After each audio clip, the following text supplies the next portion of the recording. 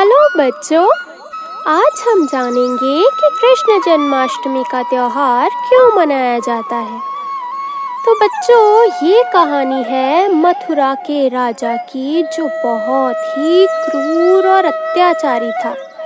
उसका नाम था कंस। कंस को अपनी ताकत और बल पर बहुत घमंड था, परंतु वह मृत्यु से बहुत डरता था।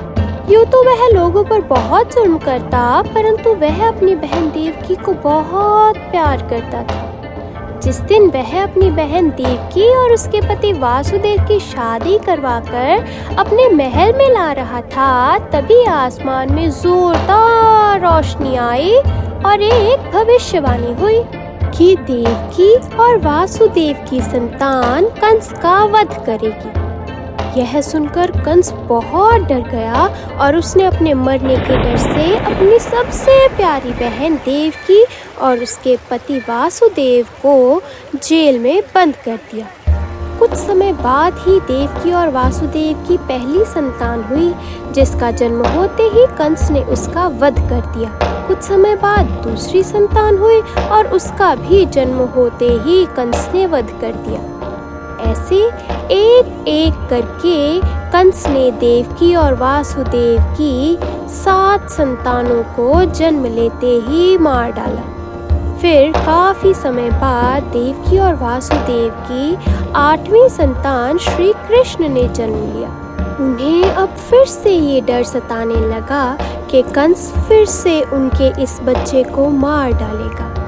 परंतु उसी समय फिर से एक भविष्यवाणी हुई, जिसने वासुदेव को बताया कि यहाँ से नजदीक वृंदावन में नंद और यशोदा के घर भी इसी समय एक संतान ने जन्म लिया है।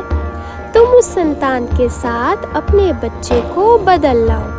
वासुदेव ने दिव्य शक्ति के कहने मुताबिक वैसे करने की सोची, तो उसके हाथों में बंधी बेड़ियां खुद ब खुद टूट गईं और सारी जेल के दरवाजे भी खुद ही खुल गए।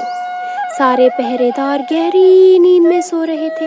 इसी बीच वासुदेव एक टोकरी में श्री कृष्ण को डालकर अपने साथ ले गए और वृंदावन की तरफ चल दिए। उस रात बहुत बारिश हो रही थी और मथुरा से वृंदावन का रास्ता भी यमुना पार करके ही था।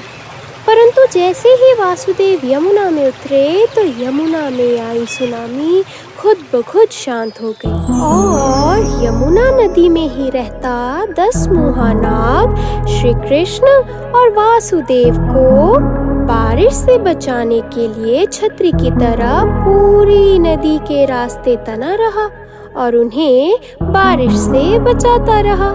यह सब देखकर वासुदेव समझ गए कि उनकी ये संतान कोई आम बालक नहीं है। धीरे धीरे चलते चलते वासुदेव वृंदावन पहुंच गए और उन्होंने कृष्ण को नंद और यशोदा की नई जन्मी बेटी से बदल लिया। और फिर वासुदेव वापस मथुरा की जेल में पहुंचे। उनके वापस पहुंचते ही सारी की सारी जेल पहले जैसी हो गई। सभी दरवाजे बंद हो गए और पहरेदार भी जाग गए। और जैसे ही कंस को ये मालूम पड़ा कि देवकी और वासुदेव की एक और संतान हुई है, तो वो उसे मारने जेल में आए। परंतु कंस के आते ही उस बच्ची ने दुर्गा माँ का रूप धारण कर लिया और कंस से कहा कि अब वह इस बच्चे का बाल भी बांका नहीं कर सकेगा।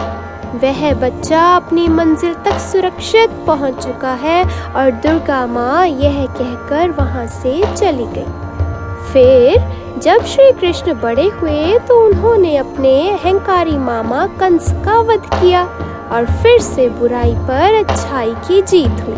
तब से श्री कृष्ण जी के जन्मदिन का यह त्योहार पूरे विश्व में जन्माष्टमी के रूप में मनाया जाता है।